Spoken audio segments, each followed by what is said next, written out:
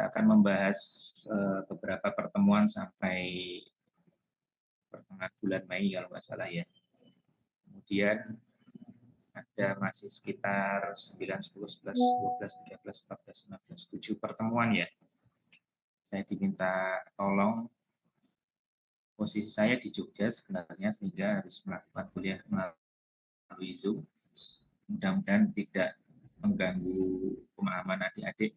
Meskipun sebenarnya ini kalau di Fakultas Kedokteran, modul sistem gerak ini diajarkan dalam waktu 5 pekan ya. Tapi kalau di ITERA ini kita hanya diberikan waktu 200 menit. Mudah-mudahan bisa sebagai pengantar dalam ilmu adik-adik ya. Tidak selengkap kedokteran, tapi bisa menjadi gambaran bagaimana besok di dunia profesionalitas adik-adik ingin menempuh atau memilih di jalur yang mana. Kedua modul pertama di modul ke-9 dan 10. Untuk modul ke-9 kita akan membahas mengenai kendali pergerakan tubuh ya. Tentunya kita dari lahir sampai mungkin belajar mengenai organ tubuh manusia, menikmati apa yang dikaruniakan Allah itu bergerak tanpa harus berpikir ya. Bayangkan misalnya kalau kita itu gerak aja harus mikir ya. Nah, itu buat mikir sendiri aja udah habis waktunya, apalagi mau belajar ya. Nah, di sini kendali pergerakan tubuh harus kita sadari, mungkin ini memperdalam apa yang telah dipelajari adik-adik di SMA ya. Bagaimana pergerakan kendali tubuh itu dipengaruhi beberapa aspek. Tapi capaian pembelajaran yang akan kita capai dalam pertemuan ke-9 ini adalah di mana kita mengetahui hierarki kendali pergerakan motor neuron. Yang kedua, kendali sistem lokal dari motor neuron. Yang ketiga, peranan otak dalam kendali gerak tersebut. Kemudian mengetahui tonus otot. Jadi ini yang perlu adik-adik pahami ya, dengan istilah-istilah yang mungkin baru ya, dengan istilah-istilah yang dipakai secara luas ya, anatomi, tidak hanya di Indonesia saja, sehingga istilah-istilah baru itu perlu dipelajari ya. Memang yang paling berat untuk anatomi fisiologi adalah mengenal istilah baru. Jadi bagi adik-adik yang mungkin fokusnya dulu agak kurang di biologi manusia, nah di sini memang harus ekstra untuk mempelajarinya. Baik, kita mulai dari capaian pembelajaran pertama. Di sini kita harus mengenai tentang kendali pergerakan. Jadi adik-adik ada beberapa level ya di dalam kendali pergerakan itu sendiri. Nah, dalam bergerak kita memang lazimnya menggunakan otot rangka. Ini lazimnya ya, kalau di tingkat advance mungkin akan pelajari hal yang lain. Jadi ketika kita secara garis besar mengetahui ini, maka kita tahu di area mana kita itu menggunakan sistem pergerakan itu sendiri. Yang level pertama adalah level highest level ya. Jadi ketika kita memang mempunyai maksud, ya, emosi, motivasi, dan lain sebagainya untuk melakukan suatu pergerakan, maka di sini mulai ya, dari atas ya, dari highest level.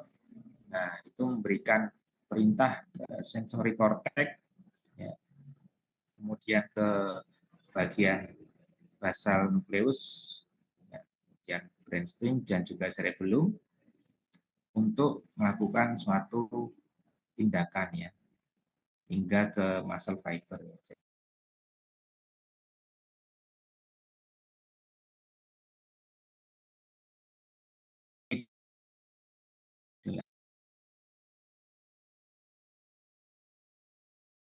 Ada informasi-informasi sensorik yang secara otomatis biasanya ya, secara otomatis ini akan berikan respon terhadap suatu pergerakan. Misalnya kita ingin berjalan ya, berjalan itu kan kita tidak perlu memerintahkan tangan untuk mengayun, ya, kaki belakang untuk tertinggal, kemudian melangkah kembali ke depan, menjaga keseimbangan dan lain sebagainya. Nah, ini berada di area middle level, ya. Jadi kita sudah tahu, ya, cara pergerakan dan lain sebagainya. Kemudian untuk lokal level, ya, ini sudah hanya menentukan neuron motorik mana yang diaktifkan. Jadi kalau dilihat di gambarnya, lokal level itu hanya melalui reseptor terlebih dahulu, ya. Jadi diawali dengan sensoris terlebih dahulu biasanya, ya. Kemudian diolah oleh brainstem, spinal cord, dan interneuron, diteruskan ke muscle fiber, bisa langsung ke situ. Ya.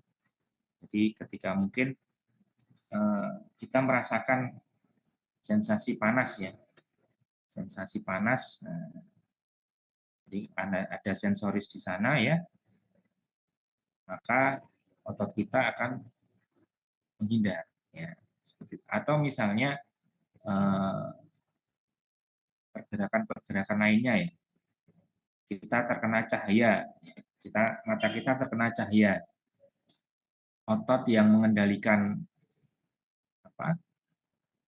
iris yang ada di mata untuk membesarkan atau mengecilkan celah lensa itu akan terstimulasi, ya, sehingga kita tidak silau, atau dalam keadaan gelap sebaliknya, sehingga kita bisa melihat lebih jelas, ya, karena iris kita, otot yang ada di sana kendalinya diperintahkan untuk menarik celah iris tersebut, ya, atau pupilnya. Mudah-mudahan sampai sini bisa diterima, ya. Ada hierarki dalam pergerakan dari otot. Kemudian kita lanjutkan bagaimana fungsi korteks cerebral. Nah, jadi bagi adik-adik yang ini IPA semua, ya, kalau di ITERA. Karena kalau di kampus saya itu teknik itu kadang-kadang ada dari SMK. Dari SMK ada ini, ada ini. Ada dong. Enggak ada, SMA-nya IPA semua. SMK. Oh, ada SMK, ya. Kalau SMK biologi dipelajari juga enggak? Tidak ada dong. Oh, tidak ada. Nah, ini mungkin menjadi suatu tantangan, ya. Ya, sabar aja, ya, belajar. Kalau yang IPA mungkin tinggal sedikit-sedikit sudah kenal, ya. Tapi kalau yang dari SMK, jadi harus kerja ekstra untuk mempelajari istilah baru. Jadi saya berarti dengan mengawali istilah awam dulu, ya. Jadi otak kita, otak manusia, itu ada beberapa bagian, adik-adik. Ada beberapa bagian di mana salah satu bagian yang berperan itu istilahnya korteks cerebral. Kalau di dalam istilah asing itu dipakai cerebral cortex, nanti sama aja, ya. Apa itu cerebral cortex, ya? Cerebral cortex itu suatu area, ya, suatu bagian dalam otak yang salah satu fungsinya adalah memproses informasi sensoris dari 5 indera. Ya, jadi misalnya kita merasakan sentuhan, merasakan pencecapan, ya, yang sahur, ya, termasuk berbuka puasa itu hanya memuaskan di sana saja, ya. Sebenarnya kebutuhan kita kan hanya energi dan nutrisi, ya. Tapi salah satu kelebihan dan kekurangannya, ya, karena kita ada sensori indera untuk merasakan, tapi kalau kebablasan, ya, kelebihan, ya, nuruti sensoris, ya, nanti yang kita butuhkan malah menjadi sumber penyakit, ya. Kembali ke sini, ya, ada cerebral cortex. Nah, selain sensoris 5 indera, ini yang berkaitan dengan motorik juga, ya. Kalau sensoris 5 indera kan berarti nanti salah satu efeknya ke area lokal, ya. Kemudian selain sensor 5 indera tadi ke fungsi motorik lanjutan, ya. Ketika kita sudah mempunyai keinginan, ya, mempunyai suatu memori. Nah, disinilah salah satu fungsinya untuk motorik lanjutannya. Kan kita punya memori. Wah, kalau misalnya beli es ini buka puasa enak ya. Beli gorengan ini enak. Nah, itulah yang terus akhirnya memerintahkan ya. Jadi dari ingatan dan kesadaran. Tapi terkait dengan motorik ya, otomatis kita akan memerintahkan untuk bergerak ke suatu arah ya, seperti itu. Jadi disitulah fungsi korteks cerebral ya. Nah, ini kita pelan-pelan ya membahas bagian dari otak karena ada teman-teman yang dari SMK. Ya, adik-adik harus dipahami salah satu perannya adalah korteks cerebri ya, atau cerebral cortex ini ya. Jadi jangan kebalik area-area ya. Ada cerebrum ya, ada korteks cerebral. Korteks itu kalau dalam istilah awamnya ya, kalau kita belajar secara dulu SMA ya, kalau korteks itu di bagian tepi-tepinya lah. Ada istilah medula, ada istilah korteks ya, pengisinya. Nah, kalau misalnya dari pembagian area yang lain ya, istilah yang lain itu ada 4 area dalam otak secara garis besar ya. Nah, kalau tadi kan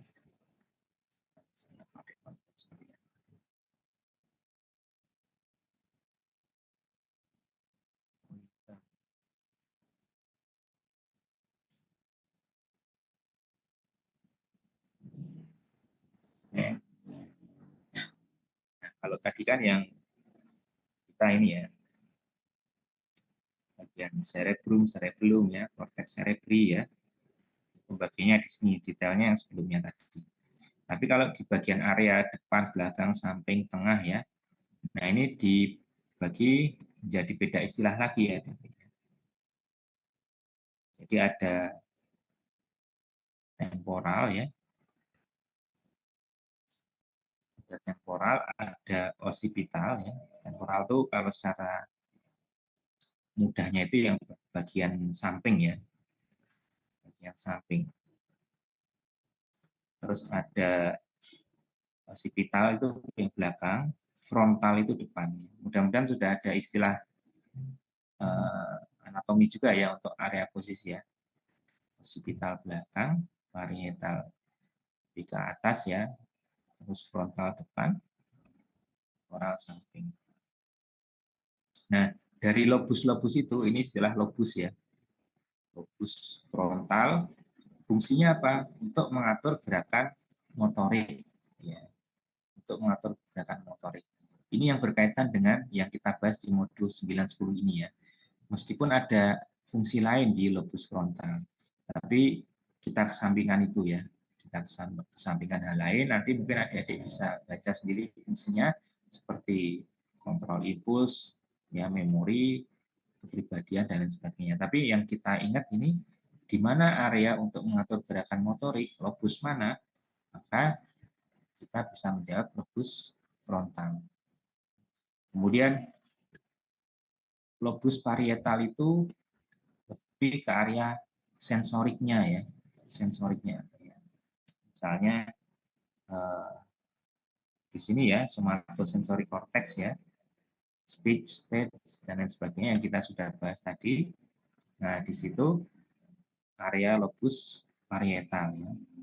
Nah, kalau ada informasi sensorik di sana, maka bisa memerintahkan untuk gerakan ya, koordinasi anggota gerak seperti itu. Jadi nanti ada istilah gerakan yang disadari atau gerakan yang tidak disadari. Nanti kontrolnya salah satunya selain dari lobus frontal ada dari lobus parietal. Mudah-mudahan sampai sini bisa ditangkap ya. Jadi ada beberapa bagian lobus, nanti yang kerjanya terkait dengan sistem gerak ini adalah frontal untuk mengatur gerakan motorik, ya, parietalnya untuk koordinasi anggota gerak dan sensorik. Seperti itu.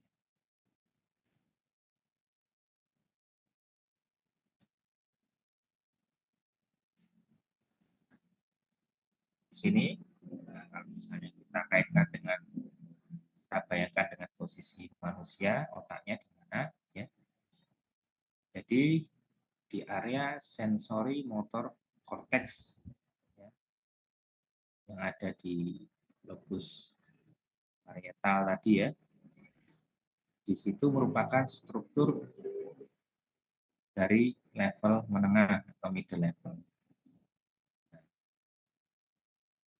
Kita sudah membahas tadi lokasinya, kemudian daerahnya, korteks cerebri, area sensorik motorik, ya.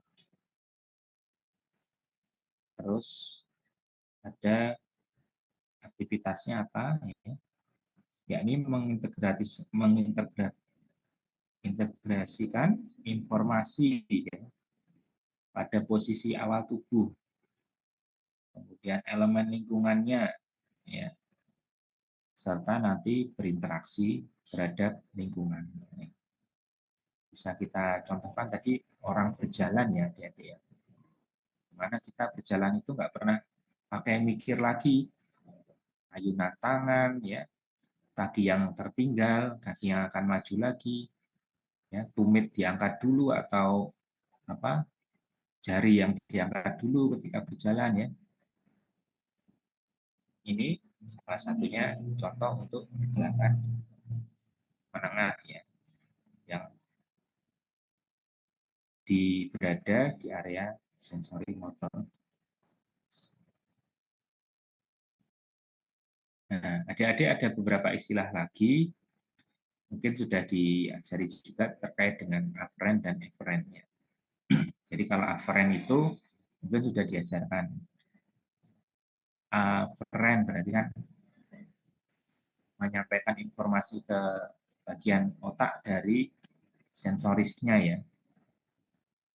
Jadi ketika kita berjalan, ya, itu posisi tubuh, ya, itu disampaikan dulu ke area otak tadi, ya,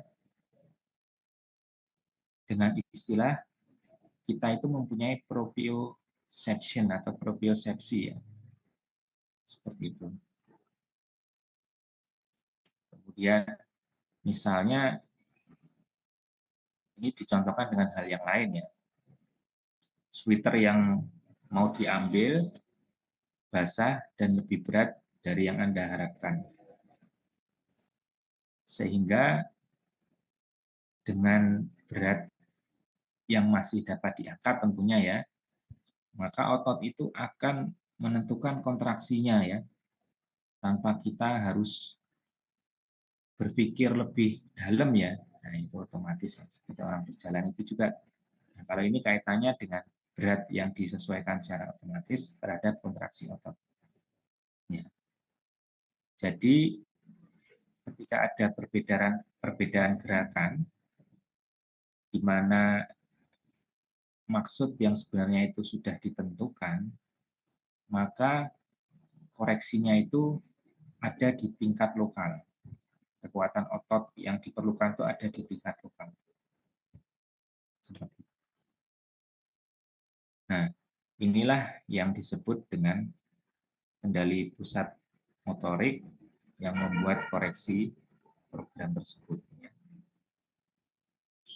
Jadi perlu dipahami, ya, supaya kita lebih bersyukur, ya.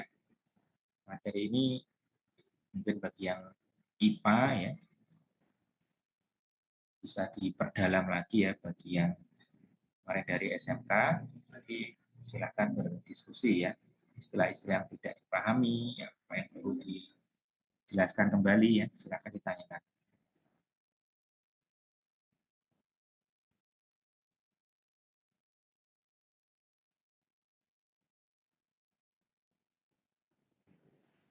Jadi sudah kita sampaikan di awal, ya, ini secara kesimpulan untuk pembelajaran pertama capaian di modul 9 ini, ya.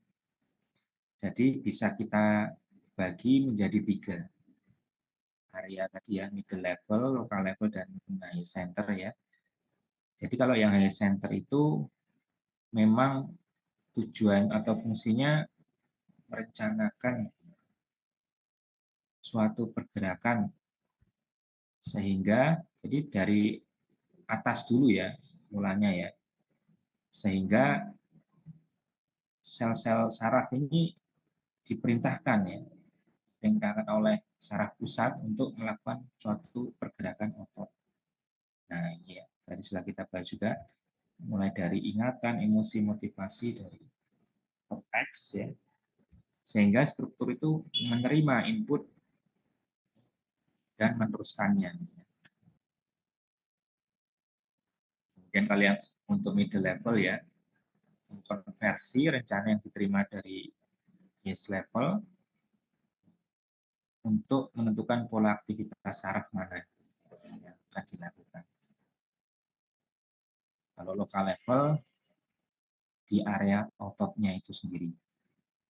Bagaimana otot itu akan melakukan suatu tingkatan level kontraksi. Ini tidak sampai ke saraf pusat ya, hanya sampai apa namanya neuron eferen, paling sampai interneuron susun tulang belakang dan batang otak saja, seperti itu. Atau bisa mungkin lebih dekat dengan refleks motorik kalau yang lokal level ini ya. Nah, yang sempat saya singgung tadi di awal, jadi bagi yang baru mendengar istilahnya ya, pergerakan itu ada pergerakan volunter dan involunter. Ya, bagi masih asing ya, kita ingat istilah volunter. Kalau volunter itu kan berarti atas kesadaran sendiri ya, atas kesadaran sendiri. Berarti gerakannya itu disadari. Volunteer action gerakan ya disadari. Harus diperintahkan oleh orang tersebut ya. Dan punya tujuan tindakan yang disadari juga. Gerakan volunteer. Misalnya kita mau makan ngambil sendok, itu termasuk gerakan volunteer. Kalau involunteer itu nggak bisa dikendalikan, ya, nggak usah dipikir ya, otomatis selama fungsinya itu masih normal. Nah, seperti tadi kita contohkan gerakan yang apa, otot yang menggerakkan iris kita ya, iris bagian mata. Iris itu kalau yang belum belajar biologi itu, jadi mata kita itu kan kalau terang itu kan menyesuaikan diri sehingga tidak terlalu terang ya, tidak silau ya. Kalau gelap itu akan melebar. Ya. Jadi ada celah pupil di sini, celah mata itu yang bulat-bulat hitam itu kalau misalnya kondisi gelap itu akan melebar. Nah ini kan nggak perlu kita sadari ya, otomatis kita akan berusaha untuk melakukan gerakan tersebut ya, gerakan dari iris tersebut yang dikendalikan oleh otot merespon dari kondisi lingkungan. Ya, itu salah satunya. Nah, nanti bisa di logika sendiri ya, apakah otot yang mengalami pergerakan ini volunter atau involunter. Kira-kira kalau kita mengunyah ya, gerakannya apa deh? Volunter atau involunter? Volunter tentunya ya. Kita sadar akan mengunyah suatu makanan. Ya. Terus kemudian kalau misalnya kita menggigil, dinginan terus menggigil ya. Nah itu kan kita nggak sadar ya, menggigil itu gerakan yang involunter. Ya. Ini secara permukaan saja ya, secara superficial. Kalau yang dalam nanti sebenarnya otot-otot yang lain ter apa, terpengaruh juga ya, seperti itu.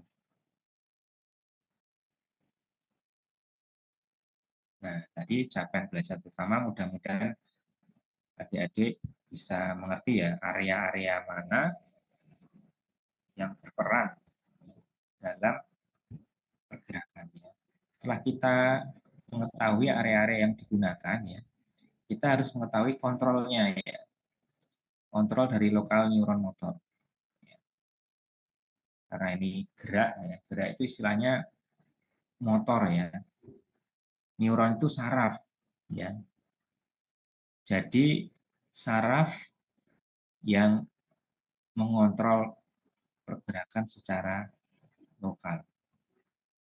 Itulah yang kita bahas kali ini ya, bagi yang istilahnya masih asing. Jadi bagaimana sih gerakan itu dikendalikan oleh persarafan secara lokal ya. Lokal yang di sini yang dimaksudkan ini tidak perlu sampai otak ya, tidak perlu sampai sistem saraf pusat, hanya di area itu saja. Misalnya jari ya, jari ini ya hanya di area-area jari aja ya. Kemudian nggak perlu sampai diproses sampai sistem saraf pusat di mana tadi areanya, masih ingat? Di area korteks cerebri ya, atau kalau lobusnya di lobus parietal ya. Nah, kalau yang lokal itu nggak perlu sampai sana deh ya. Nah, kita bahas yang lokal.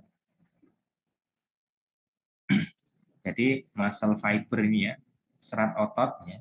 Ini mohon maaf bagi yang IPA mungkin kita kembali ke istilah basic nggak apa-apa ya. Karena ada yang dari SMK.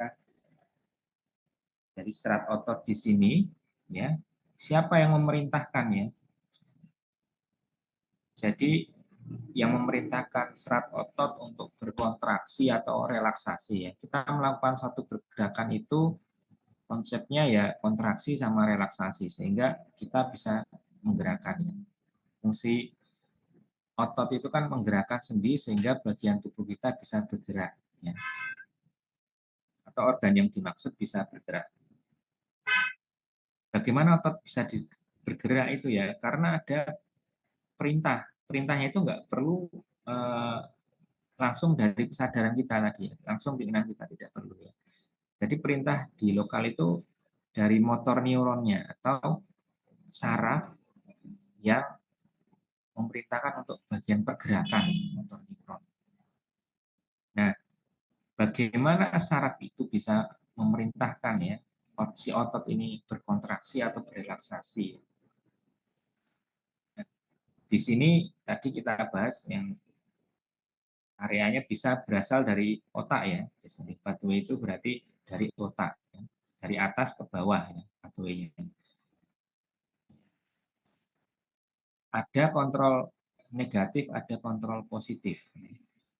Ada kontrol negatif, ada kontrol positif yang bisa dilakukan oleh excitatory dan inhibitory lokal neuron. Nah, excitatory itu yang mencetuskan, ya. Inhibitory itu yang menghambat, inhibition ya istilahnya. Excited ya, excited itu mengaktifkan. Jadi yang kalau mengaktifkan akan memerintahkan motor neuron untuk kontraksi dari sel otot. Kalau inhibit ya berarti mencegah ya. Nah, apa saja sih yang merupakan faktor excitatory dan inhibitory ya? Jadi ada beberapa ya, dari reseptor sendi ya, atau dari joint reseptor, dari tendon reseptor, dari skin reseptor, dan dari bagian spinal atau saraf belakang. Juga dari sel otot sendiri. Kalau reseptor otot sendiri bisa langsung ke motor neuron sebenarnya. Berikan perintah ke motor neuron untuk merangsang atau melakukan gerakan dari serat otot itu sendiri. Nah, ini yang perlu adik-adik ingat ya. Jadi faktor-faktor yang mempengaruhi itu ada beberapa reseptor, mulai dari ototnya itu sendiri, tendon. Tendon itu jaringan yang apa namanya menghubungkan antara otot dan tulang ya, tendon ya. Joint reseptor ini sendi ya, sendi reseptor yang berada di sendi, reseptor yang berada di tendon, reseptor yang berada di otot, ya, reseptor yang berada di kulit, ya, bagian spinal, ya, sumsum tulang apa namanya bagian tulang belakang, ya, dan bagian saraf pusat, ya, dan juga beberapa pattern dari sirkuit lokal, ya. Nah, tapi yang perlu ada dipahami ada beberapa aspek yang mempengaruhi dari itu akan mengeksitatori atau menginhibitori dari lokal interneuron. Interneuron itu berarti yang memper apa, yang menghantarkan atau yang memperantarai, ya, hubungan antara neuron-neuron atau saraf-saraf itu tersebut sampai ke motor neuron. Ya, interneuron, ya. Sebagian besar input langsung ke neuron motorik berasal dari interneuron lokal. Dari mana rangsangnya? Dari yang sudah kita jelaskan tadi. Interneuron di sini sangat penting, ya, untuk menentukan otot mana yang diaktifkan, karena satu area lokal itu, misalnya pergerakan otot tangan kita aja, ya. Misalnya ini kita ingin menggerakkan lengan bagian bawah. Nah, ini banyak aspek, ya, dia. Ada yang berkontraksi, ada yang berelaksasi, ya. Kalau kita meluruskan, ya, mana bicep atau tricep yang kontraksi relaksasi, nah, bisa kita rasakan. Ini tentunya harus belajar anatomi otot dulu, ya, sebelum masuk ke fisiologinya ini, ya. Mudah-mudahan bisa diingat-ingat terkait dengan anatomi bagian tubuhnya, otot dan rangkanya. Seperti itu. Kemudian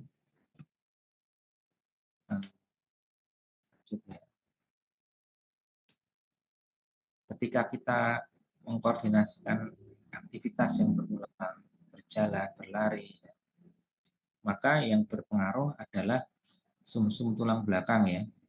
Interneuronnya itu akan mengkodekan, ya, untuk mengaktifkan hambatan gerakan dalam urutan yang bergantian. Nah, tadi kan kita nggak perlu berpikir, ya. Ini karena aktivitasnya berulang, ya, sudah ritmis, jogging, lari, ya, seperti itu. Nah, jadi interneuron itu ibaratnya sebagai saklar, ya, yang bisa gerakan ini dihidupkan atau diaktifkan, ya, dari pusat motorik yang lebih tinggi.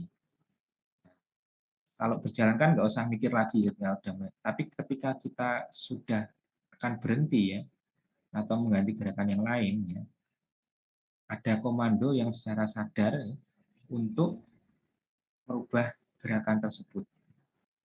Nah, ini akan apa namanya? Salah satunya yang berkaitan adalah interneuron, ya. Interneuron. Dan dikendalikan oleh siapa interneuron itu ketika kita berganti gerakan, ya, pusat motorik yang lebih tinggi, karena kan kita sudah punya keinginan lain, ya, sudah punya keinginan lain. Di sini contohkannya dengan mengambil piring panas, ya. Mengambil piring panas, ya. Jadi kalau misalnya kita awalnya tadi mengambil piring panas, ya,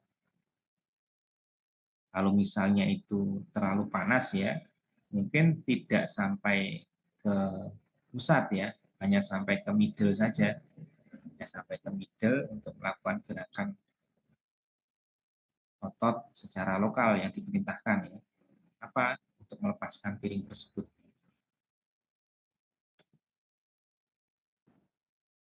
Nah, inputnya dari neuron aferen, ya, aferen itu yang membawa dari sensoris, ya, aferen itu berarti dari sensoris ke bagian pengolahan, ya, bagian pengolahan dulu sebelum dijadikan motorik, aferen, ya, berarti ke dari sensor dulu dilanjutkan ke atas, ya, jadi dari luar dulu, ya, seperti itu. letaknya di mana reseptornya ya. Pertama di otot rangka ya. Di otot ada sensornya. Seperti kita mau gerak ya.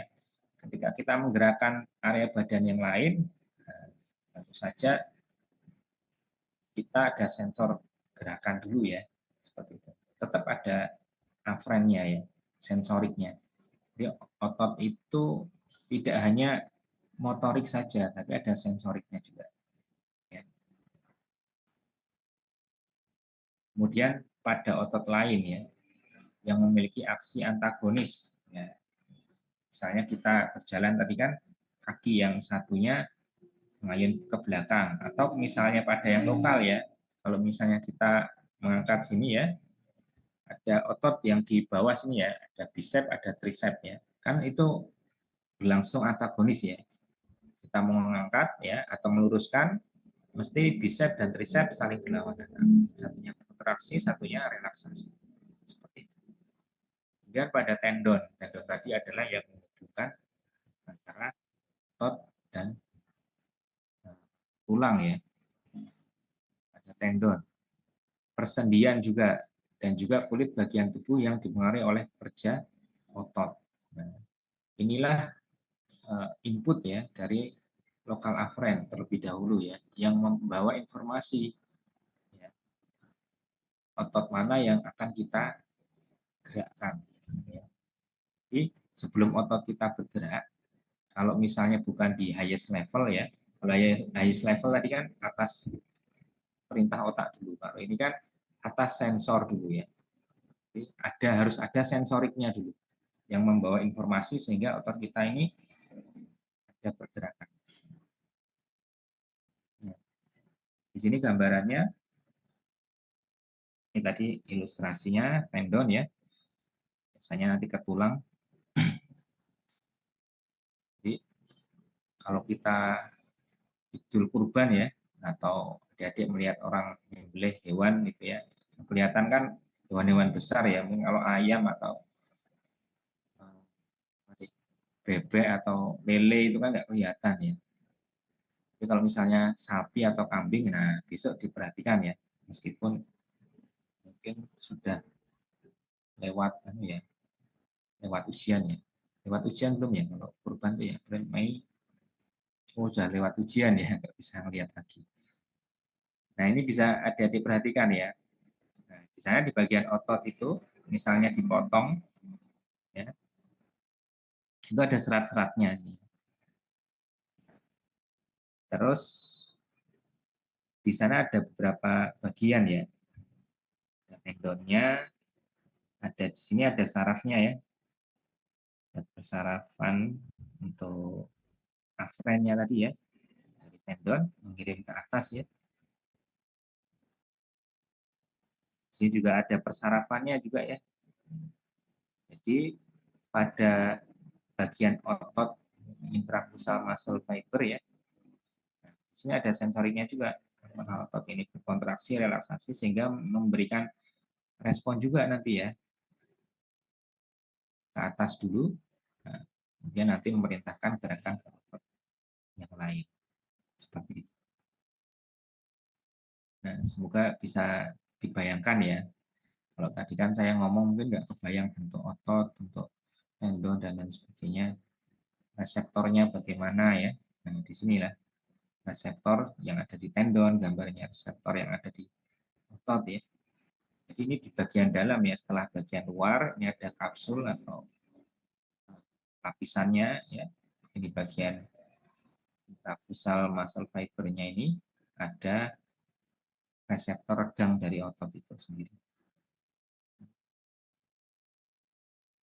Nah, inilah dua yang dimaksud dari istilah tadi ya, untuk afferent nerve atau saraf dari afferent ya, dari otot tersebut meneruskan sebelum mempengaruhi dari apa tadi? Dari interneural yang akan memberikan eksitator atau inhibitor, penghambatan atau eksitasi dari otot yang lain. Ini ya bisa bayang ya. Wah, kok makin pusing ini ya belajar otot ya. Padahal masuknya ke jurusan apa nih? Biomedical engineering ya. Ya kan? Iya, betul. Bayangannya kan ke teknik ya, ada engineeringnya. Tapi karena biomedical engineering ini eh, memang arahnya salah satu bagian besar itu ke bagian medis manusia ya. Ya minimal itu kalau misalnya kita mengoperasikan alat, ya, itu paham ya, paham bahwasannya bagian-bagian dari otot, kemudian ada refleks-refleks di sana, kita ngerti ya, ngerti ada respon ya, yang ada di sana ya. Meskipun ini basic ya, bergerak, tapi kita belajarnya lebih dalam dibandingkan SMA. Seperti itu. Kembali ke materi. Jadi spindle otot yang dilekatkan oleh jaringan ikat secara paralel dengan serat ekstrafusal, seperti yang saya sampaikan tadi, ada gaya eksternal nantinya yang meregangkan otot juga menarik serat intrafusal meregangkannya, sehingga mengaktifkan ujung reseptornya. Serabut dari ekstrafusal, yang otot yang berada di luar itu ya, itu diaktifkan oleh neuron motorik. Jadi setelah ada informasi dari afren tadi ya, yang intrafusal dan juga tendon, maka serabut otot yang luar tadi ya, ekstrafusal itu eh, mengalami aktivasi untuk pergerakan. Ya. Disebutnya neuron yang motoriknya adalah neuron motorik alfa. Tapi jika otot yang diaktifkan mengundurkannya spindel otot dan mengurangi informasi yang tersedia tentang panjang otot selama kontraksi, ya ada pemendekan cepat ya, ini dicegah oleh koaktivasi dari alfa gamma. Ya diterima dulu lah kalau istilah-istilah yang masih asing dan masih membingungkan ya. Jadi pada intinya, misalnya kalau ini kan ada yang ekstrafusal tadi kan ada sensoris ya, ingin menggerakkan otot tersebut. Ya. Kalau yang ini ya, koaktivasi alfa gamma ini lebih ke arah kalau misalnya ada otot yang selalu tegang terus ya, selalu aktif terus ya. Nah, maka spindel otot itu akan mulai mengurangi informasi sensoriknya. Jadi informasi sensoriknya tidak terus-menerus ya. Seperti itu. Nah, inilah yang dinamakan peran dari koaktivasi alfa gamma.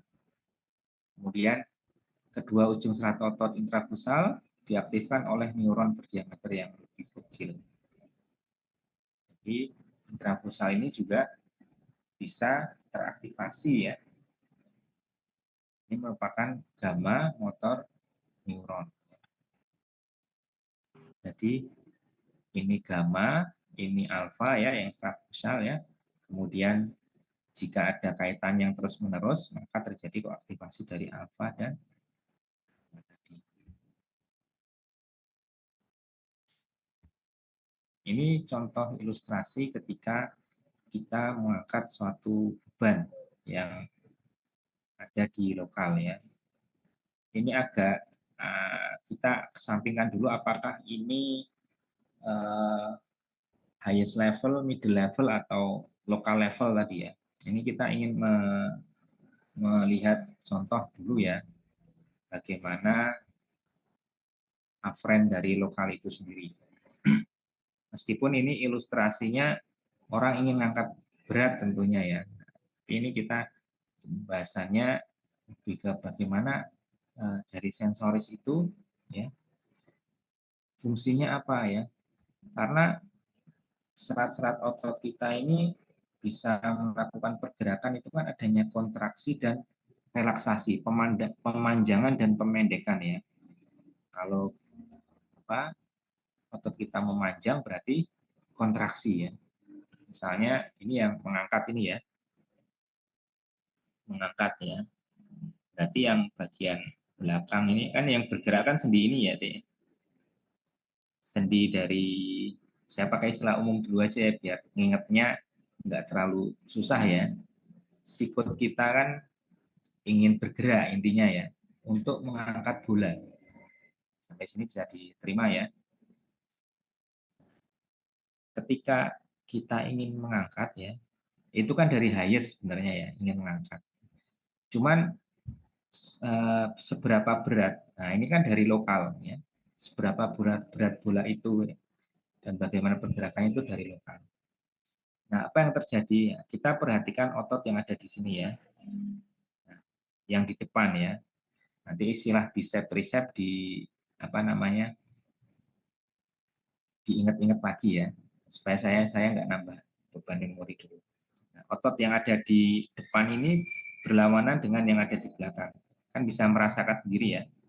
Kalau gerakannya turun, ya, kalau gerakannya turun, yang belakang ini kan mengendur ya, atau memendek. Yang ini kan ketarik, ya, tarik atau meregang ya, gitu. Ketika bolanya ditaruh ke bawah. Nah, kalau kita perhatikan otot yang ada di depan ini ya, apa yang terjadi ya? Yang terjadi adalah peregangan, ya, baik itu dari ekstrafusal maupun intrafusal. Ya, yang di intrafusal itu tadi ada reseptor. Ya, reseptor ini mendeteksi ya, oh terjadi peregangan ya. Peregangan secara kan ini bertahap ya tentunya. Bertahap ya. Nah, kemudian akhirnya eh, berhenti ya di satu titik ya, seperti itu.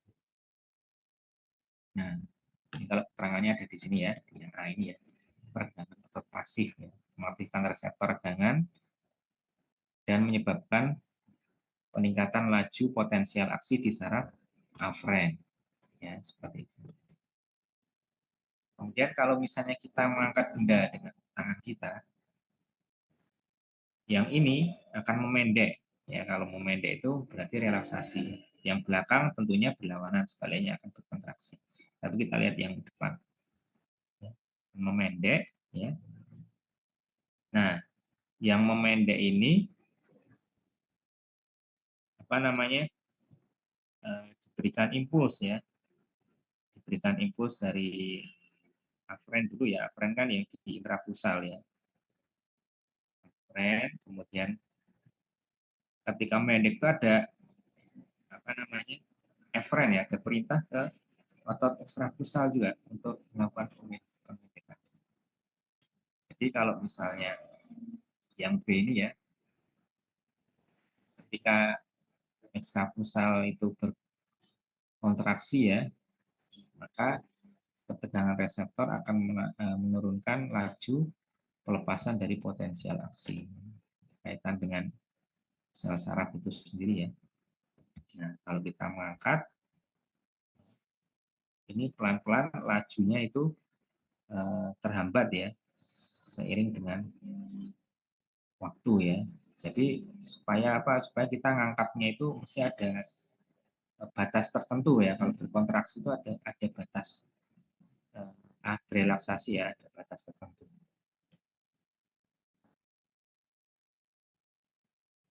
Ini. Jadi ketika aktivasi simultan ya dari neuron alfa dan gamma menghasilkan peregangan dari serat pusatnya ya, kemudian dipertahankan. Jadi ketika kita mempertahankan suatu kondisi, ya, maka yang terjadi adalah intrafusal ya, ingin mempertahankan di sini ya, ekstrafusalnya mengalami pemendekan ya, yang konstan, ya, intrafusalnya mengalami peradangan. Jadi ada beberapa aspek yang berbeda ya. Kita waktu mengangkat, kita waktu menurunkan, atau kita waktu menahan. Kemudian bisa sedikit-sedikit dipahami ya, terkait dengan bagaimana proses dari otot kita diperintahkan untuk bergerak, di mana dikendalikan oleh sensoris, ya, sensoris lokal, ya, sensoris lokal. Supaya kita tahu ya bahwasanya bukan hanya sekedar keinginan, ya, tapi ada sensoris lokal yang ada di sana. Salah satunya adalah afren, ya, afren atau yang ke atas tadi ya, afren dari otot itu sendiri.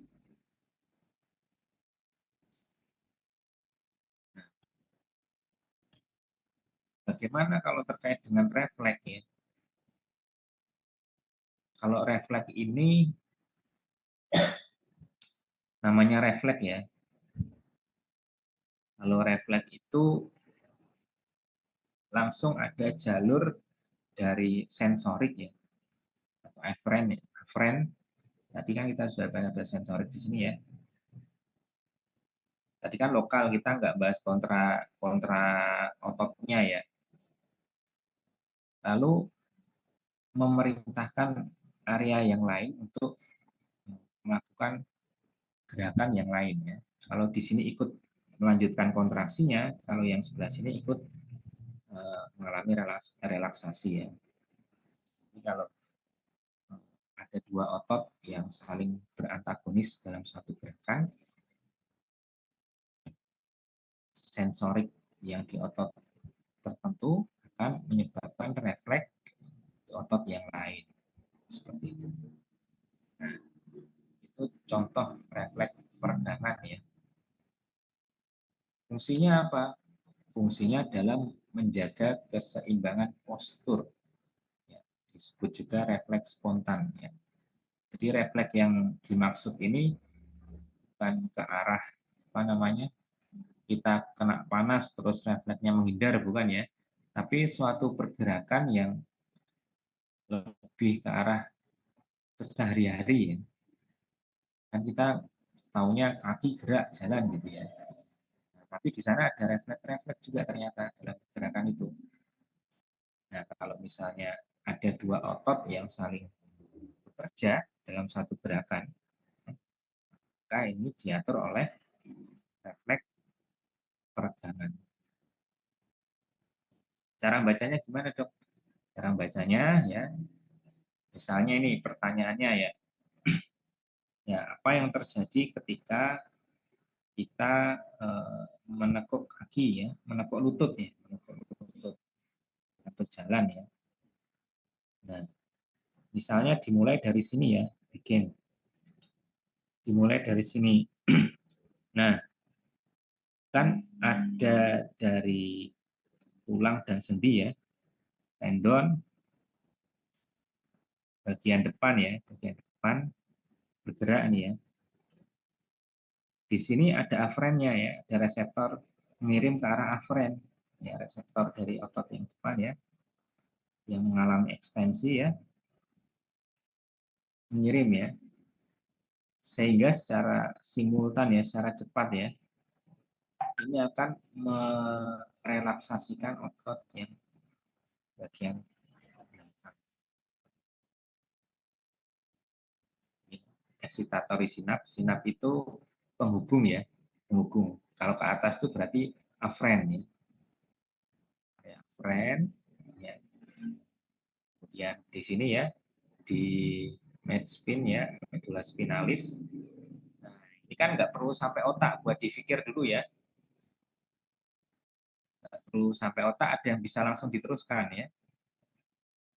Kenapa ini ada jalurnya sampai otak ya?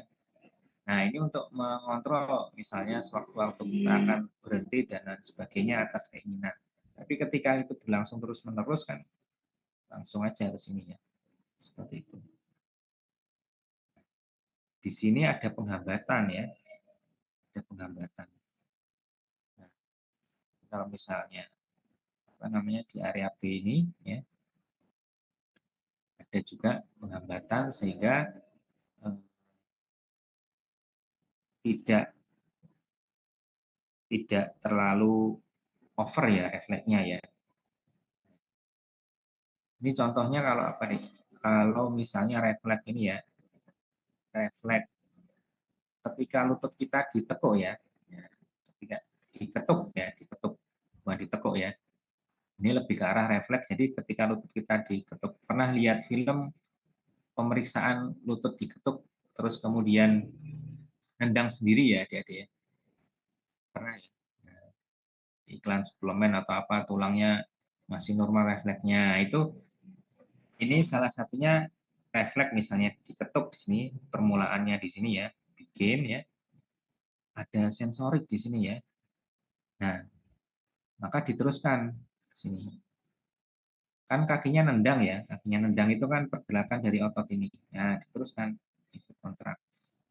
Teruskan dari sensor tadi ya, ini kontraksi, ini relaksasi, sehingga kaki itu bisa menendang. Nah, ini tidak perlu sampai saraf tadi ya. Nah, fungsinya di sini ada excitatory, sehingga bisa mendeteksi orang ini normal atau enggak ya. Kalau misalnya ada gangguan ya, gangguan di inhibitory, maaf, gangguan di inhibitory sini, maka refleksnya mungkin berlebihan ya. Nendangnya bukan hanya refleks goyangan kaki aja, tapi benar-benar seperti orang nendang, bahkan bisa mengalami perluasan refleks yang ada di sensorik lain.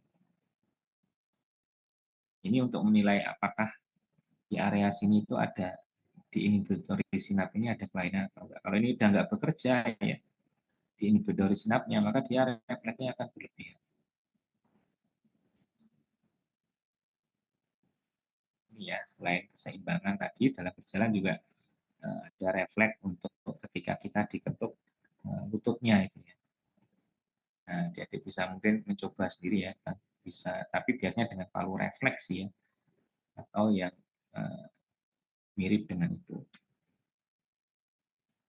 Kemudian terkait dengan refleks tadi ya, ada beberapa istilah juga ya.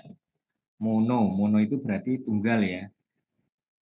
Simpatiknya, simpatik itu biasanya yang istilahnya itu kan kita kalau umum kan simpatik ya, orang yang mendukung lah ya. Simpatik itu kan mendukung, simpatisan ya. Saya harus memilih kata-kata yang mudah diingat ya. Simpatisan itu mendukung ya. Jadi ada refleks ya, mendukungnya itu secara tunggal ya. Nah, makanya ada saraf simpatis di tubuh kita. Jadi apa itu refleks monosimpatis ya? Refleks monosimpatis ini mono kan satu ya. Jadi sinapnya atau penghubungnya, sinap itu penghubung ya. Sinap. Jadi penghubungnya itu hanya satu ya antara motor neuron aferen dan eferen. Aferen tadi apa, Dik? Dari reseptor ke bagian yang akan memerintahkan otot untuk bergerak. Eferen itu saraf yang memerintahkan otot untuk bergerak. Jadi penghubungnya hanya satu saja. Contoh misalnya kaki kita meregang, itu hanya monosinap. Kan perintahnya hanya satu aja, kita ingin meregang. Kemudian polisinap. Poli itu berarti banyak ya. Yang gampangnya ya, ya ini udah umum ya, poli banyak itu ya. Polisimpatik ya. Lebih dari satu interneuron. Interneuron tadi saya ulang lagi, yang saraf yang berada antara aferen-eferen ya. Jadi sinapnya lebih dari satu ya. Contohnya ketika kita menarik tangan saat terkena api ya, itu kan refleks ya. Tapi ini tidak sesimpel apa namanya kita meregangkan kaki ya. Jadi banyak hal ya, karena ada sensorik di kulit ya. Kemudian ada selain sensorik di kulit terhadap suhu ya, juga nyeri ya. Itu melibatkan beberapa aspek juga ya, beberapa aspek. Kalau kita kena panas kan nggak mungkin gerakan yang kita lakukan hanya satu ya. Nah, biasanya ada beberapa aksi yang lain. Nah, makanya sinapnya itu afren dan efren itu lebih dari satu.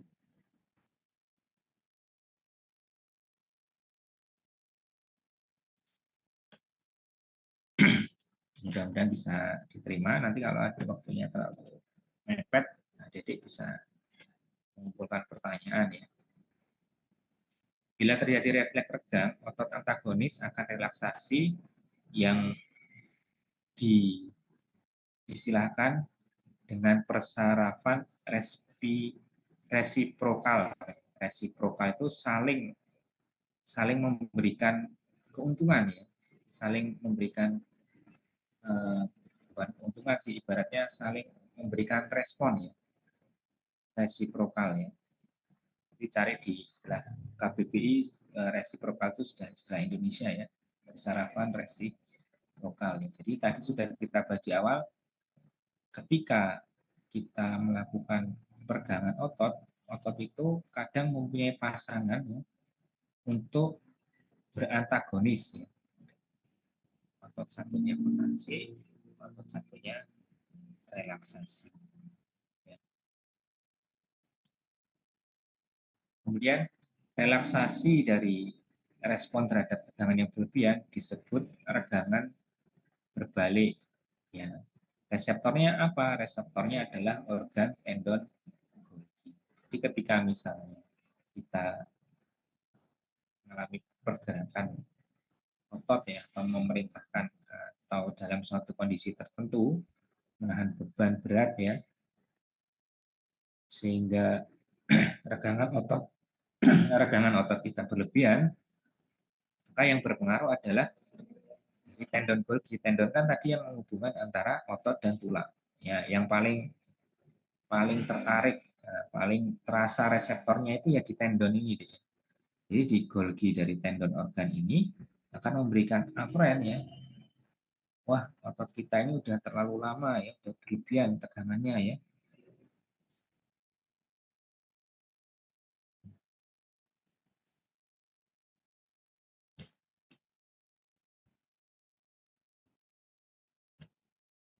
Dan ada istilahnya refleks penarikan. Istilah-istilah yang lebih mudah dulu ya. Ada rangsang nyeri, misal ada rangsang nyeri di ujung jari ya. Kita ketusuk paku ya. Pada orang normal kan, kita kan sensor nyeri itu berkah ya. Bayangkan kalau misalnya sensor nyeri itu dicabut ya. Jangan kira terus enak ya. Kalau di bela diri mungkin bisa menjadi suatu keuntungan ya, yang ikut karate atau taekwondo gitu ya, atau MMA gitu ya, waktu sparring gitu kan dipukuli nggak kerasa ya, sehingga nggak merasakan nyeri. Nah itu jangan dikira itu berkah ya. Kalau pada orang bela diri dia sudah terlatih ya, ototnya sudah kuat. Nah, sehingga respon sensoriknya ambangnya berbeda ya. Tapi kalau pada orang penyakit ya, seperti orang penyakit gula, mungkin mohon maaf ada keluarganya yang mungkin neneknya atau kerabatnya kena penyakit gula, itu sensorik di kakinya itu udah nggak bekerja ya, sehingga ada istilah kakinya luka nggak kerasa, tahu-tahu busuk ya. Nah, itu kaki diabetes itu karena sensoriknya salah satunya udah nggak bekerja. Luka itu udah nggak terasa. Tapi pada orang normal ya, kalau kita ketusuk paku payung ya, nggak usah besar-besar ya, itu udah ada refleks ya. Bagaimana refleksnya itu ya? Sebenarnya panjang terjadinya ya. Panjang tapi seketika ya, namanya refleks, nggak usah pakai mikir. Ini langsung ya. Ada afren di sini ya. Afren tadi yang atas ya. Reseptornya apa? Reseptor nyeri ya. Nociceptor. Nociceptor ini reseptor nyeri. Noci itu nyeri. Reseptor. Bikin ya. Mulai tusuk paku, ada afren di sini ya, bisa dilihat naik ke atas, kemudian sampai mid spine ya, namanya refleks itu sampai mid spine, bisa langsung menggerakkan ya, tidak perlu ke otak ya. Gerakannya kan juga ada penghambatan di sini, nggak terus berlebihan ya. sekedar untuk menghindar dan merasakan. Lalu diperintahkan ke otot-otot yang ada di sini ya, untuk menggerakkan otot sehingga sendi dan tulangnya bisa bergerak. Ya. Seperti itu. Apakah cuman di kaki yang tertusuk saja? Ternyata enggak. Ternyata kaki lawannya pun mengalami refleks juga. Ya. Untuk apa? Untuk kalau ini untuk menghindar ya, ini untuk memperkuat yang ada di sini ya, mengkontraksikan otot yang ada di sini ya. Nah, bayangkan kalau refleksnya sama ya, ketusuk terus sama-sama loncat ya, bisa-bisa jatuh ya. Ya Allah ini menciptakan hal yang tidak kita sadar ini sangat luar biasa, tapi jarang kita syukuri. Ya. Bayangkan kalau ketusuk paku dua-duanya loncat ya. Mungkin pas turun makin dalam pakunya ini ya, musuhnya ya. Nah, tapi karena ada refleks ini ngangkat, ini berusaha untuk menstabilkan ya. Jadi semua ini terkoordinasi dengan baik dan tanpa kita sadari secara penuh. Tindakan yang dihasilkan menggerakkan anggota tubuh yang terkena menjauhi disebut dengan refleks penarikan. Terus ini ada istilah ipsilateral. Ipsilateral itu pada ipsi itu sama ya, pada sisi tubuh yang sama. Ya. Kalau kontralateral, kontra itu berbeda. Jadi ini rangsangan nyeri seperti terkena paku, mengaktifkan otot flexor dan menghambat otot ekstensor ya pada bagian yang terkena ipsilateral. Ini adik-adik bisa mempelajarinya dengan kalimat-kalimat yang sudah lengkap di slide ini dan dilihat keterangannya gambar untuk membayangkan. Kalau masih kurang jelas di YouTube banyak sekali apa namanya adik-adik menggunakan istilah ini baru kelihatan videonya karena video-videonya kan kalau ilustrasi animasinya berbahasanya Inggris biasanya. Kalau mau lebih paham bagaimana pergerakannya bisa dicari dengan istilah asing yang umum ya. Nah ini udah 2 bagian, kita ada 4 bagian tapi sudah jam 9.24 ya. Agak ngebut sedikit ya. Kalau basicnya udah dapat, nah ini bisa agak cepat ya. Nah jadi kan tadi kita sudah bahas ada highest level, ada middle level, ada local level ya. Nah kalau kendali gerak oleh otak itu ada yang sifatnya refleks, ada yang sifatnya keinginan nanti di highest level. Areanya mana? Diulang lagi di konteks cerebri atau cerebral cortex ya. Lokasinya mana? Di parietal. Ya. Ada juga yang di lobus frontal tadi ya. Kalau yang parietal tadi terkait dengan sensorik ya, frontal itu terkait dengan keinginan ya. Mana yang lebih diaktifkan ya? Jadi sejumlah besar motor neuron memang menimbulkan jalur dari motorik atau eferen ya. Baik itu premotorik sebelum ke area otot ataupun korteks motor primer. Mana areanya otak ini ya? Nah, kita bahas bagian otak. Kita bahas petanya adalah ada di bagian ini ya, yang merah, yang merah muda ini ya. Jadi neuron di korteks motorik secara anatomis berada di sini ya. Di sini adalah distribusi output yang dimana mengontrol pergerakan otot rangka. Kalau sensori motor berbeda apa namanya aktivitasnya ya. Ini kalau sensori motor ya, makanya di area-area tertentu ya, di area-area tertentu ini gambaran apa namanya area sensoris dari panca indera kita ya. Area-area di tubuh sensoris kita bisa mendeteksi sensoris lebih besar ya. Misalnya tangan itu lebih besar daripada area kaki ya, misal jadi sensoris tentunya kaki bagian tubuh tertentu dan tangan bagian tubuh tertentu ya.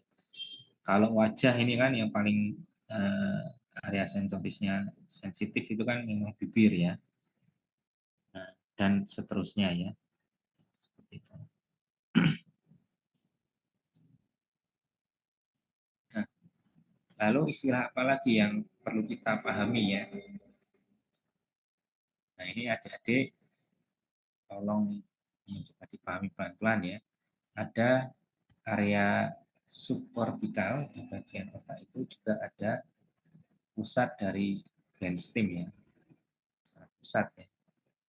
Jadi di area ini sebenarnya perannya ada ya, tapi lebih ke arah merencanakan atau memberikan motivasi.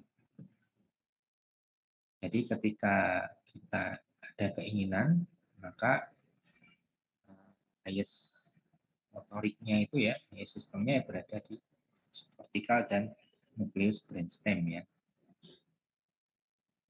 Nah, kenapa kita penting pelajari ini ya? Karena ketika ada kerusakan di dalam area ini ya, karena suatu penyakit, ya, jadi bisa menyebabkan koordinasi perintah itu terganggu ya. Contohnya pada orang stroke ya. Jadi pernah kenal ya namanya penyakit stroke ya. Penyakit stroke itu kan penyakit pada sistem saraf pusat ya, yang diakibatkan bisa karena adanya perdarahan di sana, pecahnya pembuluh darah ataupun kekurangan oksigen karena sumbatan pembuluh darah yang ada di otak. Ya. Kalau ada suatu kondisi stroke atau trauma, trauma itu maksudnya bukan trauma psikis ya, trauma yang bersifat fisik, dapat mengakibatkan otot hiperkontraksi atau flasid paralisis, tergantung pada sirkuit mana yang terkena. Jadi apa namanya, koordinasi gerakannya itu sudah sulit ya pada orang stroke, apalagi sel saraf itu kan sifatnya tidak seperti sel kulit ya. Kalau kulit luka kan bisa sembuh ya, masih bisa menggandakan diri. Ada sel puncanya ya, sel punca di kulit itu. Kalau di saraf kan nggak ada. Kalau udah mati ya, selnya pernah cedera sehingga mati ya, dia tidak bisa menjalankan programnya ini ya. Padahal programnya adalah merencanakan dan memonitoring suatu gerakan tertentu. Sehingga puncak yang diinginkan itu tercapai secara sempurna ya.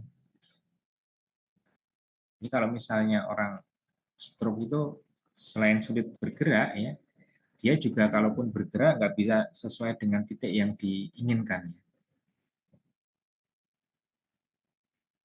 Nah, ada juga istilahnya Parkinson ya. Parkinson itu siapa ya sekarang orang terkenal yang kena Parkinson ya. Kalau zaman dulu itu petinju ya. Nah, ada petinju Mike Tyson ya dia. Itu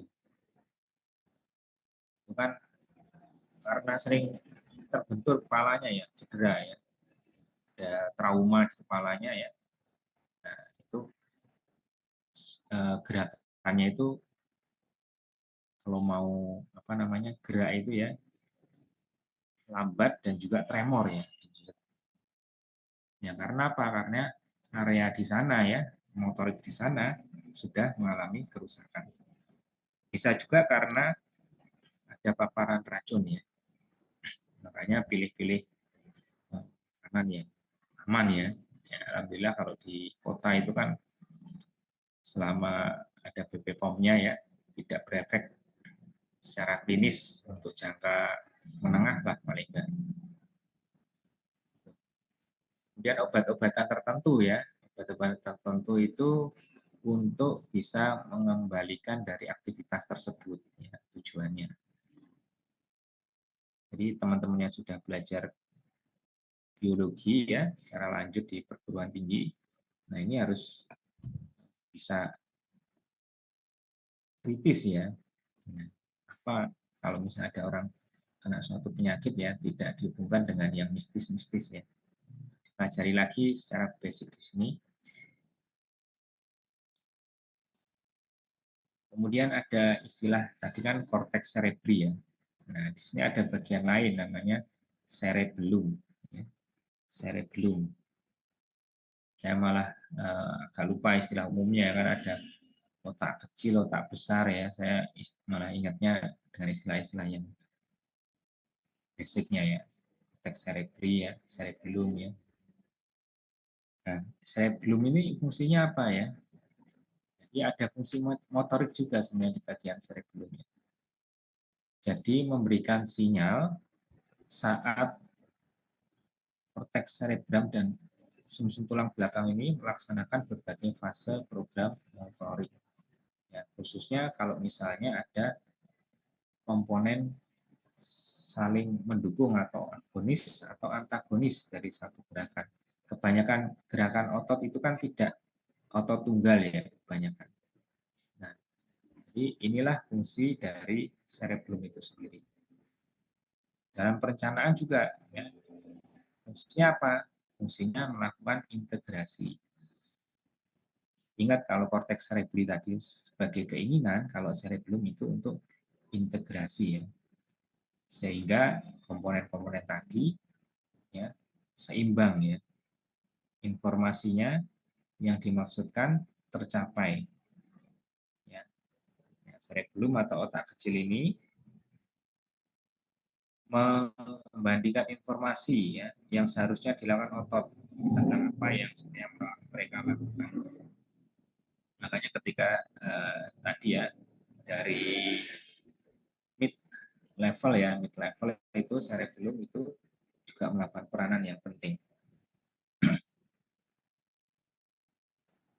Nah,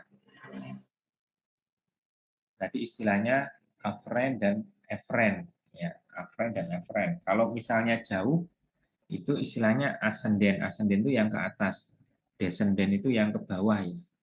Yang mengirimkan dari atas dari pusat ke bagian seterusnya yang ada di bawah sampai ke bagian motor itu ibaratnya descendant. Descendant itu turun ya. Jadi ada pathway descending, pathway yang dari atas ke turun ke arah motornya. Ada dua jenis dari jalur kortikospinal. Kortikospinal itu berarti ada dari korteks cerebri. Dari korteks cerebri, ya, ada juga yang dari jalur batang otak. Bagaimana prosesnya? Kalau yang kortikospinal, ya, kan dari spinal ya, spinal itu kan sumsum tulang belakang. Nah, kortikospinal ya, descending itu dari atas ya, kayak highest level dari atas. Nah, kortikospinal, korteks cerebri memberikan perintah ya. Kemana? Ke nukleus basal dulu ya, bagian dari otak ya, terusan dari otak. Kemudian dilanjutkan ya. Di sini ada dua percabangan. Ya.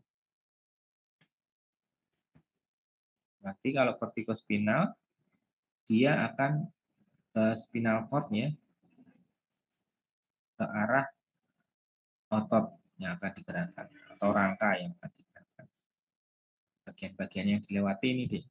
Supaya adik-adik di sini mengenalkan kalau dari highest itu mana aja yang dilalui ya. Seperti itu. Itu melalui brainstem juga, melalui spinal cord ya. Kemudian baru ke otot rangka yang dimaksud.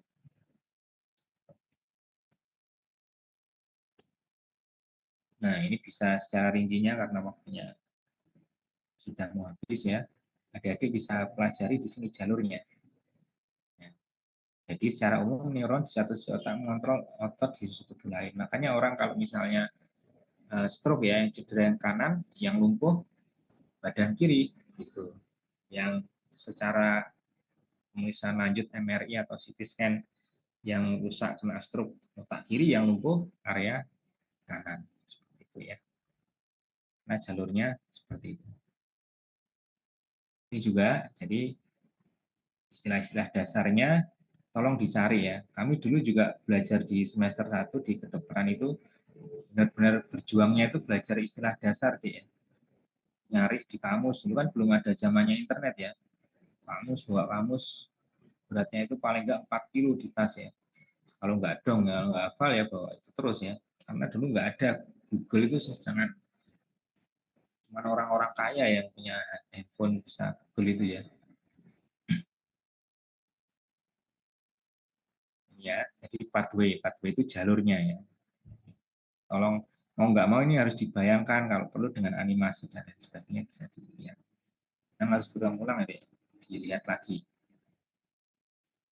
Kemudian ada istilah terakhir adalah tone muscle atau muscle tone ya, atau tonus ya. Kalau Indonesia itu lebih sering digunakan tonus otot. Tonus itu jumlah ketegangan ya.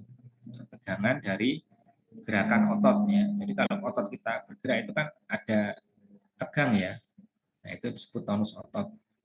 Nah, bahkan ketika berelaksasi itu tetap ada sedikit resistensi atau ketegangan yang digunakan. Nggak mungkin kita benar-benar loss. Ya. Sehingga ketika kita rileks pun, ditekan ototnya ya. Misalnya kita rileks, ditekan ototnya, ini kan masih ada tonusnya ya. Seperti itu. Ya, jadi kalau ada istilah tonus otot ya, ada yang terlalu tinggi itu hipertonus atau hipertonia. Sebaliknya hipotonia itu kalau tonusnya terlalu lembek ya. Ini pada apa? Contohnya misalnya pada orang-orang yang lumpuh, orang stroke. Itu kan kakinya bisa makin kecil ya. Jadi kalau adik-adik ini malas gerak ya, malas gerak olahraga malas ke masjid naik motor ya, ke warung dekat rumah naik motor ya. Itu masih ada sebenarnya masih ada usaha kontraksi ototnya ya. Tapi kalau pada orang yang benar-benar hanya di tempat tidur berbaring berbulan-bulan, lama-lama tonusnya itu akan menurun ya, bahkan ototnya akan mengecil atau atrofi.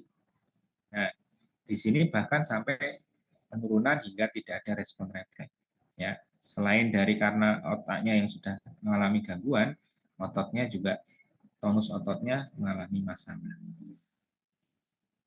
Nah, ada penyakit yang langka ya, penyakit yang langka ini ada istilah ini hanya untuk mengenalkan saja ya, ALS ya, amyotrophic lateral sclerosis.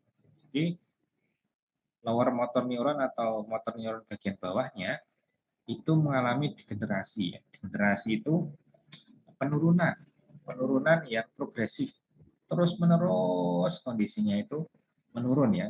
Motor neuronnya itu atau pesarafan dari untuk motoriknya itu ya, motor neuron, motor pergerakan, neuron saraf, pesarafan pergerakan bagian bawahnya itu mengalami degenerasi, mengalami penurunan fungsi secara terus-menerus. Sehingga menyebabkan apa? Tonus ototnya akhirnya menurun dan ototnya itu mengecil. Ini penyakit yang langka ya. Contoh orang yang terkenal itu ya, tapi orangnya cerdas ya. Ini hanya pada bawahnya saja ya, otaknya masih bisa berfungsi. Seperti itu. Nah ini untuk contoh penyakitnya saja ya.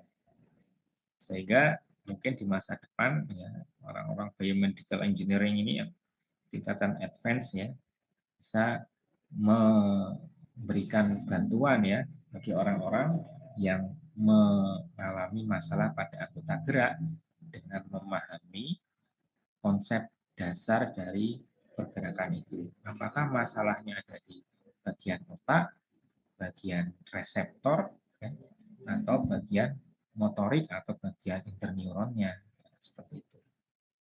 Ini daftar pustaka yang digunakan, jadi bisa melihat sendiri atau mencari istilah-istilah yang masih asing. Baik, mungkin itu saja, sudah jam 9.40. Kali ini mengganggu hari liburnya. Saya kasih waktu mungkin kalau ada pertanyaan 5-10 menit, karena saya juga ada rapat yang lain, mohon maaf. Ya, silakan Mbak Anissa. Bagi yang belum rename, mohon di-rename ya. Mungkin ke logout atau apa, di-rename lagi. Baik, Pak. Silakan Mbak Anissa. Baik, Dok, izin memperkenalkan diri. Saya Anissa Prastia Putri Kartini dengan NIM 121430082. Saya ingin menanyakan terkait salah satu penyakit yang pernah saya dengar itu cerebral palsy. Itu kan yang saya tahu itu penyakitnya karena adanya rusaknya gangguan pada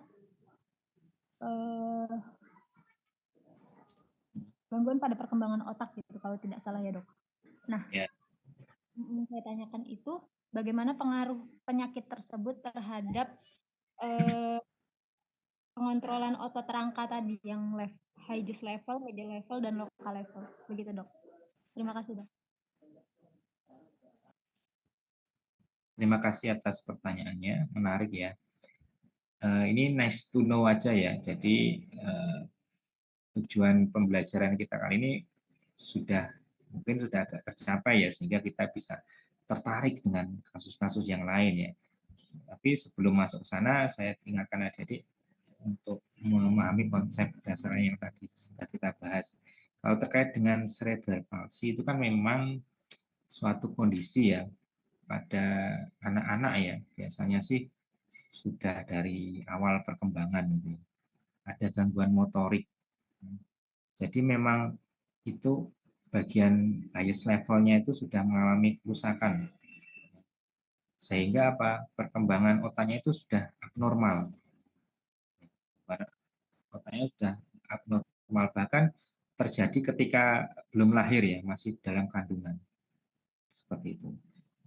Sehingga menjadi penting ketika mungkin calon bapak atau calon ibu ya menyiapkan anak itu bukan hanya saat perkembangan setelah lahir saja, bahkan merencanakan sebelum kehamilan ya, bahkan sebelum pernikahan ya, mencari faktor resiko apakah calon pasangannya mempunyai genetiknya. Gitu. Nanti kalau terlanjur cinta terus gimana ya, harus siap dengan resikonya ya. Nah kalau cerebral palsy kembali ke yang tadi ya, karena itu merupakan penyakit bawaan lahir ya, yang bermasalah pada otaknya itu biasanya karena ibunya itu sudah terinfeksi virus TORCH seperti itu ya. TORCH ini kan sama dari ibunya kan nggak bergejala ya, nggak bergejala. Tapi bayi yang dikandungnya nanti yang lahirnya dengan kondisi cacat otak bawaan. Salah satu istilah medisnya yang penyakitnya itu cerebral palsy ya. Sehingga kalau misalnya mungkin mau nikah itu suruh, kalau di luar negeri TORCH itu screening wajib ya.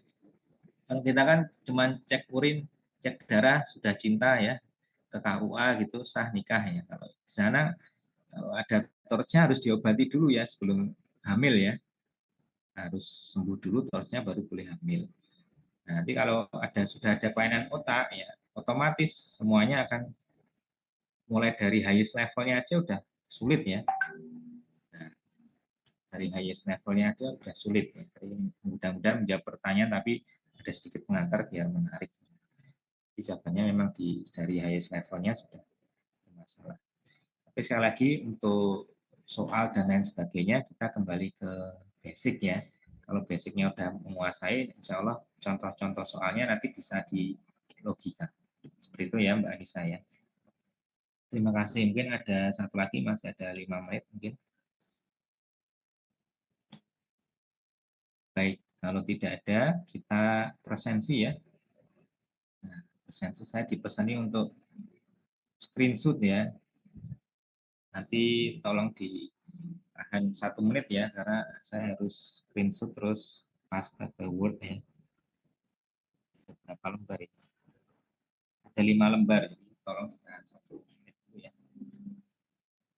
Yang menentukan ke absen atau ke enggak bukan saya ya, saya hanya nyetor screenshot sama ini namanya otomatis kerekam ya, yang datang siapa, nimnya siapa, nggak perlu chat. Kalau pakai Zoom demikian. Saya prefer pakai Zoom.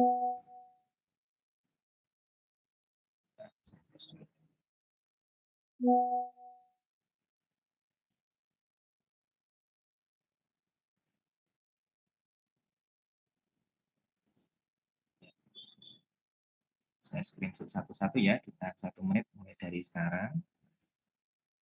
Mohon tidak ganti nama atau logout.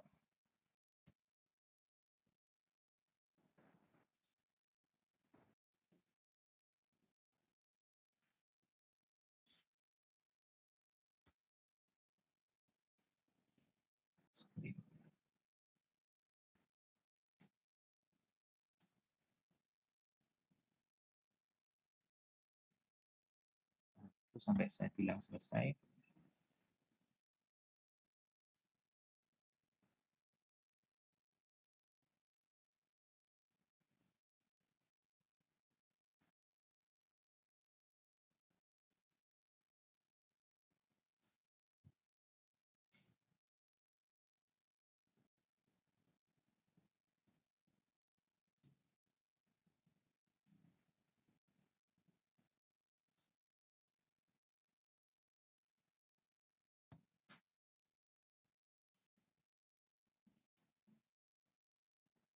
Ya, sudah.